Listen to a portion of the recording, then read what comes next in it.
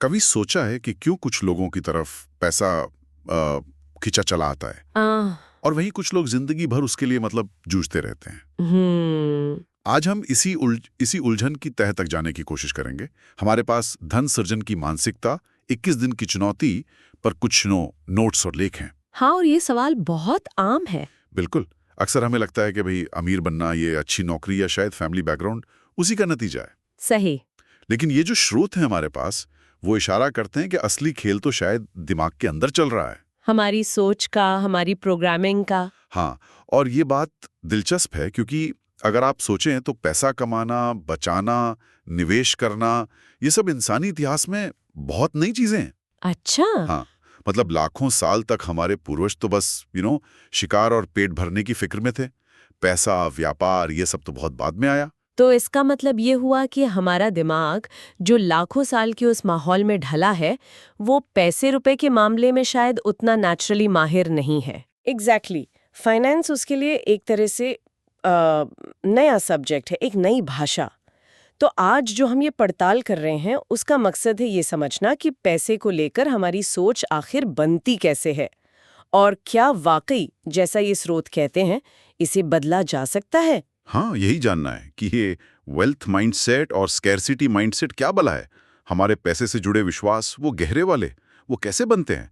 और सबसे जरूरी, क्या हम सच में अपने दिमाग को दौलत कमाने के लिए रिप्रोग्राम कर सकते हैं? चलिए इस गुत्थी को सुलझाते हैं फिर। बिल्कुल। तो सबसे पहले ये समझना जरूरी है कि पैसे को लेकर दुनिया को देखने के दो बिल्कुल अलग नजरिए हो सकते हैं। स्रोत इसे ऐसे ही बताते हैं। पहला है वेल्थ माइंडसेट, मतलब समृद्धि की सोच। हाँ, वेल्थ माइंडसेट। ऐसे लोग मानते हैं कि भाई अवसर तो हर तरफ है, पैसा कोई डरावनी चीज नहीं, वो बस एक जरिया है, एक टूल है अपने लक्ष्य पाने का। एक टूल, हाँ, ये अच्छा नजरिया है। बिल्कुल। वो पैसे को दुश्मन या बोझ नहीं समझते, वो उसे एक साथी की तरह देखते हैं। इसीलिए वो हमेशा सीखने, निवेश करने, आगे बढ़ने के मौकों के लिए तैयार रहते हैं। उनका यकीन किस बात पर होता है? उनका विश्वास इस पर होता है कि उनकी अभी की हालत, चाहे जो भी हो, मतलब उनकी सोच, उनके एक्शन, उनके विश्वास, वही उनका भविष्य तय करेंगे, न कि सिर्फ हालात। स्रोत में एक उदाहरण भी है, गली बॉय के मुराद का।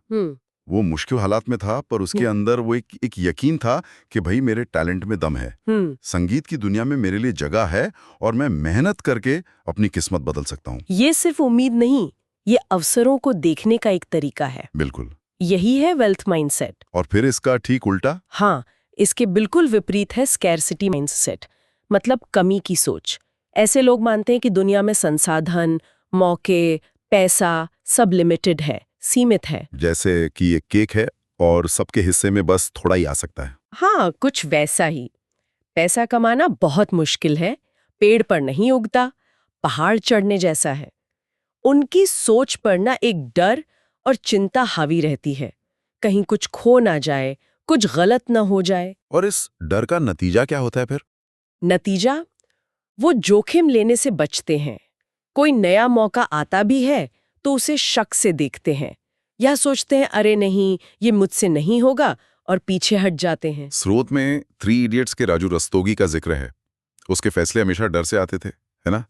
अपनी काबिलियत पर भरोसे से नहीं। हाँ बिल्कुल, उसका पूरा ध्यान इसी पर था कि क्या बुरा हो सकता है, क्योंकि डर था कि जो थोड़ा बहुत है कहीं वो भी ना चला जाए। ये सोचना उन्हें एक तरह के सर्वाइवल मोड में फंसा देती है। Survival mode. ये फर्क जानना तो ठीक है, पर सवाल वही कि किसी की सोच वेल्थ वाली और किसी की स्कैरसिटी वाली बनती कैसे है? क्या ये बस हमारी चॉइस है या इसके पीछे कुछ और है? हाँ, यहीं पर ये स्रोत दिमाग के काम करने के तरीके पर थोड़ी रोशनी डालते हैं। वे बताते हैं कि हमारी पैसे से जुड़ी सोच की जड़ें वो काफी गहरी होती हैं और अनजाने में ही हमारे फैसलों को प्रभावित करती हैं। अच्छा, कैसे? इसे समझने के लिए मतलब 3 मुख्य लेवल पर देखना होगा। Okay, 3 level. पहला क्या है? पहला लेवल है गहरी भावनात्मक छापें, इमोशनल इम्प्रिंट्स। ये अक्सर बचपन में बनती हैं। बचपन में? हाँ, जैसे सोचिए किसी ने बचपन में घर में पैसे की तंगी को लेकर लगातार तनाव देखा हो या झगड़े देखे हो, तो बड़े होकर भी पैसा शब्द सुनते ही उसके मन में शायद वही पुरानी चिंता, तनाव, डर वो भावनाएं अपने आप जाग सकती हैं। भले ही आज उसकी आर्थिक स्थिति ठीक हो। हाँ, भले ही आज हालात बदल गए हों। ये पैसे के साथ जुड़ी पहली वो इमोशनल परत है। और दूसरा लेवल? दूसरा लेवल है खास घटनाओं की यादें, मेमोरेबल इवेंट्स। ये अच्छी भी हो सकती है, बुरी भी। ये सिर्फ भावनाएं नहीं बल्कि पूरे वाक्य हैं। जैसे कि? जैसे मान लीजिए स्कूल की फीस ना भर पाने की शर्मिंदगी, या कर्ज चुकाने की टेंशन, या फिर इसका उल्टा, परिवार ने मिलकर कोई बड़ी चीज खरीदी, कोई सपना पूरा किया, उसका जश्न। ये अनुभव हमारी मेमोरी में स्टोर हो जाते हैं और पैसे को लेकर हमारे नजरिए को मजबूत करते हैं। ओके, तो भावनात्मक छापें और घटनाओं की यादें। और तीसरा अहम लेवल है समाज और परिवार से मिली सीख। मतलब हमारे बड़े दोस्त, रिश्तेदार, समाज वो पैसे और अमीर लोगों के बारे में क्या कहते और सोचते हैं। हाँ, ये तो बहुत होता है। बिल्कुल, इसका हम पर गहरा असर पड़ता है।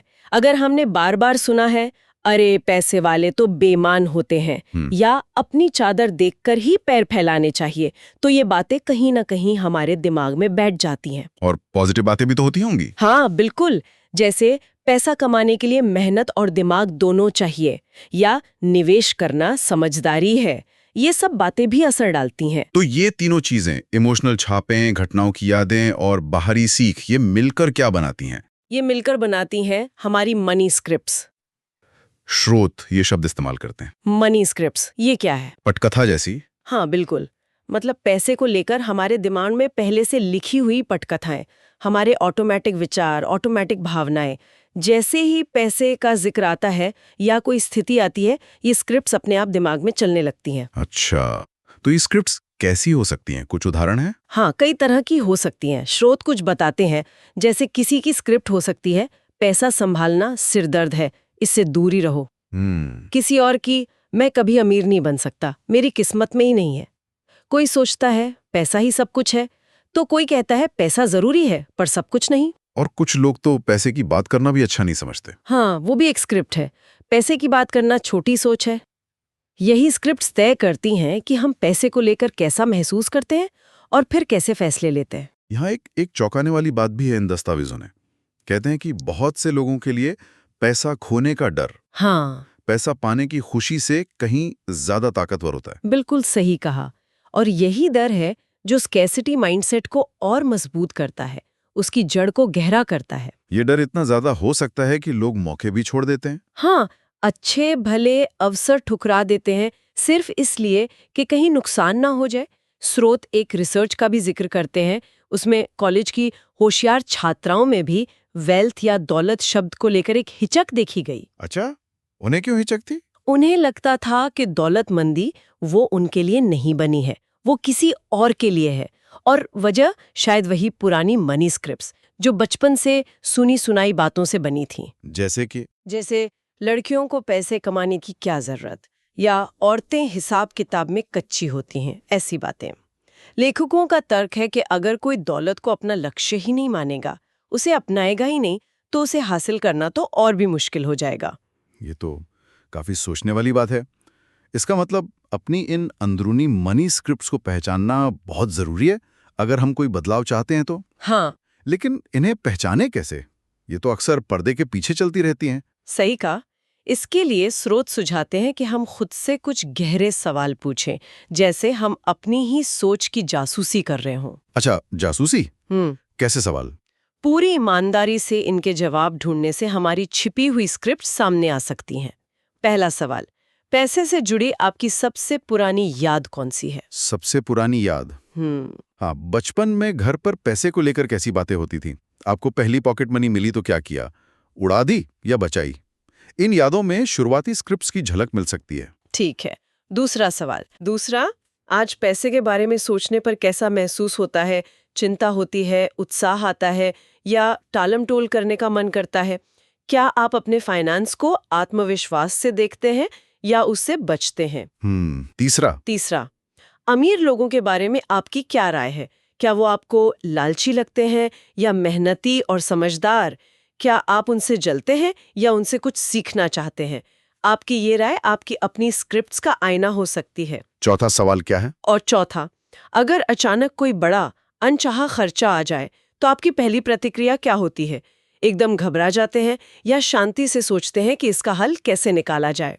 इन सवालों पर सोचना शायद थोड़ा अनकंफर्टेबल हो सकता है। हो सकता है, लेकिन इनके जवाब हमें अपनी मौजूदा मानसिकता का एक तरह से एक्सरे दे सकते हैं और ये जानने के बाद ही तो हम बदलाव की दिशा में बढ़ सकते हैं। हाँ, ये जागरूकता ही पहला कदम है। बिल्कुल। और अच्छी खबर यह है, जैसे आपने कहा, कि ये स्क्रिप्ट्स पत्थर की लकीर नहीं है। विज्ञान कहता है कि हमारा दिमाग बदल सकता है। अरे वाह, ये तो बहुत उम्मीद जगाने वाली बात है। मतलब अक्सर लगता है कि आदतें और सोच बदलना पहाड़ जैसा काम है, पर आप कह रही हैं कि साइंस भी इसे मानता है। हाँ बिल्कुल। इस कॉन्सेप्ट को कहते हैं न्यूरोप्लास्टिसिटी। न्यूरोप्लास्टिसिटी। हाँ, इसका मतलब है हमारे दिमाग की नई चीजें सीखने, बदलने और नए कनेक्शंस बनाने की क्षमता। स्रोत से एक बड़े अच्छे उदाहरण से समझाते हैं। अच्छा, क्या उदाहरण है? मान लीजिए जंगल में एक नया कच्चा रास्ता बनाना है। ठीक है। शुरू में उस पे चलना मुश्किल होगा, है ना? झाड़ियां होंगी, रास्ता साफ नहीं दिखेगा। लेकिन अगर आप रोज उसी रास्ते पर चलें, बार बार, तो वो रास्ता बन जाएगा, पक्का हो जाएगा। एग्जैक्टली। धीरे धीरे वो पगडंडी साफ होती जाएगी, मजबूत बनती जाएगी और उस पर चलना आसान, स्वाभाविक हो जाएगा। समझ गया।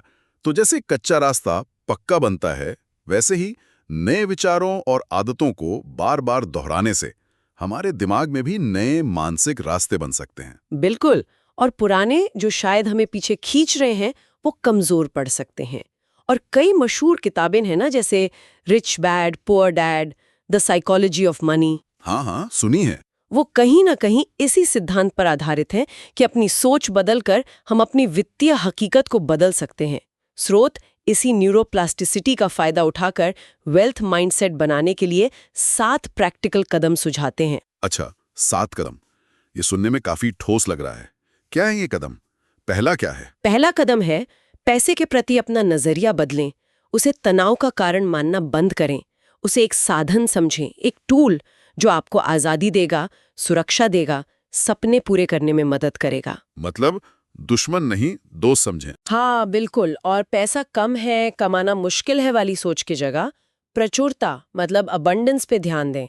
स्रोत याद दिलाते हैं कि दुनिया में, खासकर भारत जैसी बढ़ती अर्थव्यवस्था में, अवसरों और पैसे की कमी नहीं है। जरूरत है उसे हासिल करने का नजरिया और हुनर सीखने की। ठीक है, नजरिए से शुरुआत। दूसरा कदम? दूसरा, स्पष्ट वित्तीय लक्ष्य बनाएं।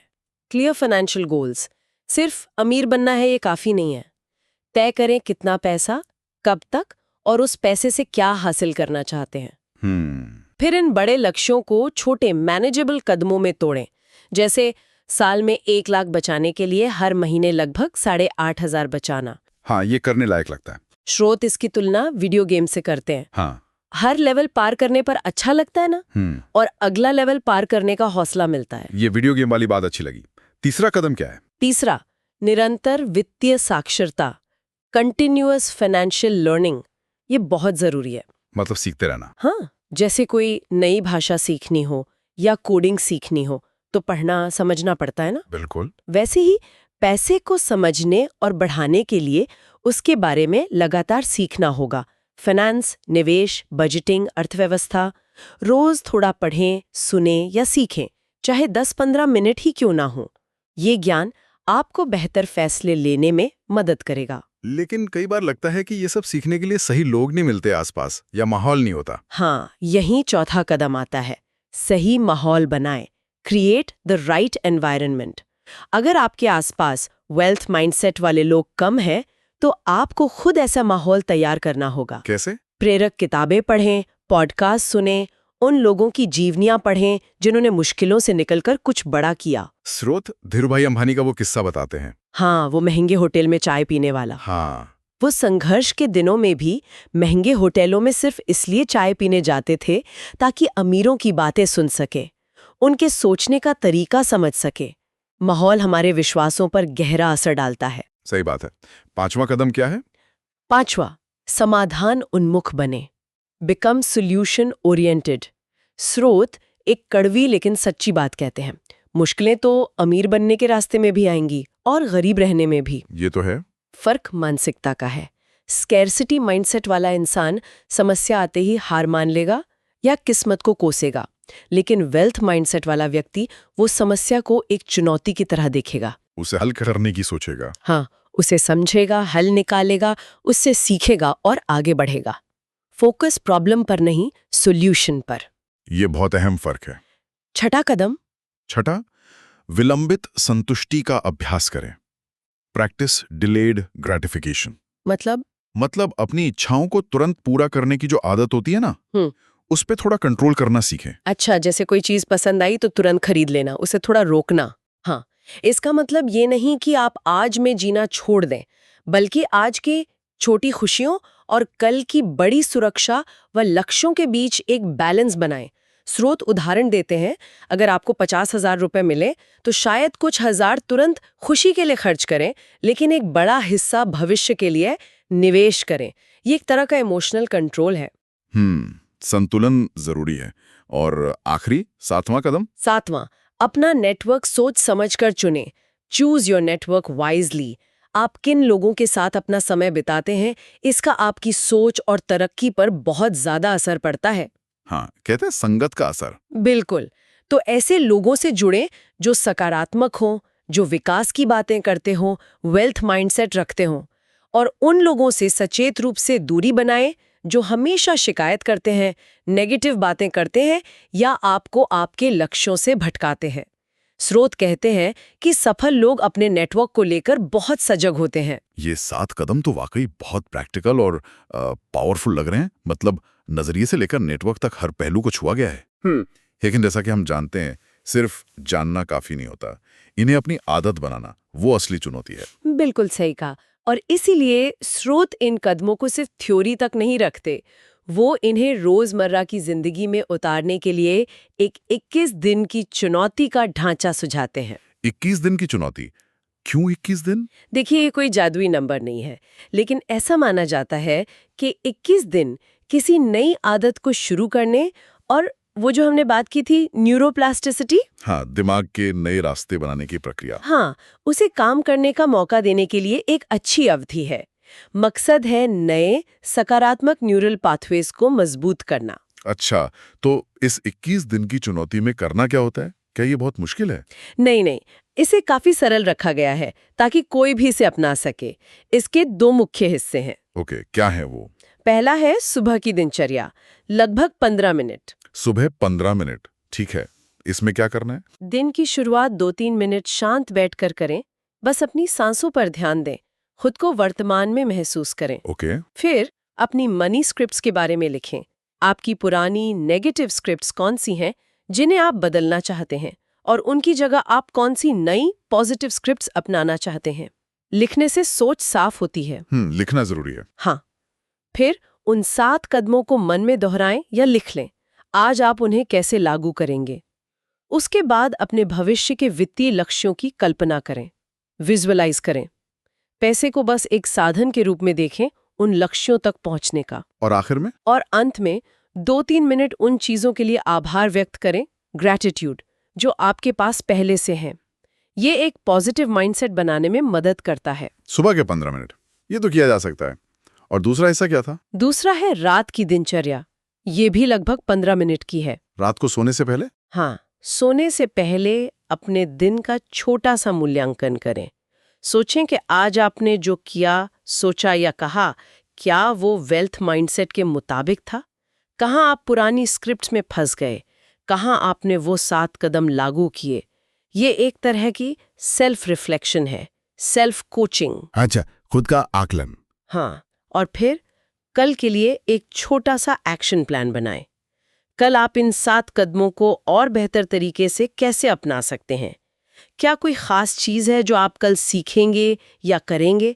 यह आपको अगले दिन के लिए तैयार और केंद्रित रखता है। यानी सुबह तैयारी और रात को समीक्षा, एक साइकिल की तरह है जो धीरे धीरे हमारी सोच और आदतों को बदल सकती है। बिल्कुल। तो इस चुनौती का लक्ष्य परफेक्शन नहीं बल्कि रोज करना है ना? निरंतरता। बिल्कुल सही। लक्ष्य है इन अभ्यासों को इतना स्वाभाविक बना लेना कि वो आपकी रोजमर्रा की सोच और व्यवहार का हिस्सा बन जाएं। जैसे रोज ब्रश करना। 21 दिन सिर्फ एक शुरुआत है, असली फायदा तो लंबे समय तक इसे जारी रखने में है। तो आज की इस गहरी पड़ताल से ये बात तो साफ है कि पैसे के साथ हमारा रिश्ता वो सिर्फ बाहरी चीजों पर नहीं, बल्कि काफी हद तक हमारी अपनी अंदरूनी सोच, हमारी मानसिकता पर निर्भर करता है। चाहे वो अवसरों को देखने वाली वेल्थ माइंडसेट हो या फिर डर और कमी पर टिकी स्कैर्सिटी माइंडसेट। और सबसे राहत की बात यह है कि विज्ञान यानी न्यूरोप्लास्टिसिटी का सिद्धांत हमें ये भरोसा दिलाता है कि हम अपनी सोच को, अपनी मनी स्क्रिप्ट्स को बदल सकते हैं। ये पत्थर की लकीर नहीं है। हाँ, ये जानना वाकई ताकत देता है। और वो 7 कदम और ये 21 दिन की चुनौती जैसे अभ्यास इस बदलाव की राह में हमारे मददगार साबित हो सकते हैं, जैसा कि इन स्रोतों में बताया गया है। बिल्कुल, ये जानना कि हम अपने वित्तीय भविष्य की कमान काफी हद तक अपने हाथों में ले सकते हैं, अपनी सोच को बदलकर, ये बड़ी बात है। निश्चित रूप से। और जाते जाते श्रोताओं के लिए एक सवाल छोड़ जाते हैं जिस पर वे विचार कर सकते हैं। हाँ, जरूर। अगर हम ये माने कि पैसा सिर्फ एक बाहरी चीज नहीं, बल्कि काफी हद तक हमारी अपनी सोच का ही आईना है, तो अपनी बाहरी आर्थिक हकीकत को बदलने के लिए अपनी सोच में आज आप कौन सा एक छोटा सा पहला बदलाव ला सकते हैं?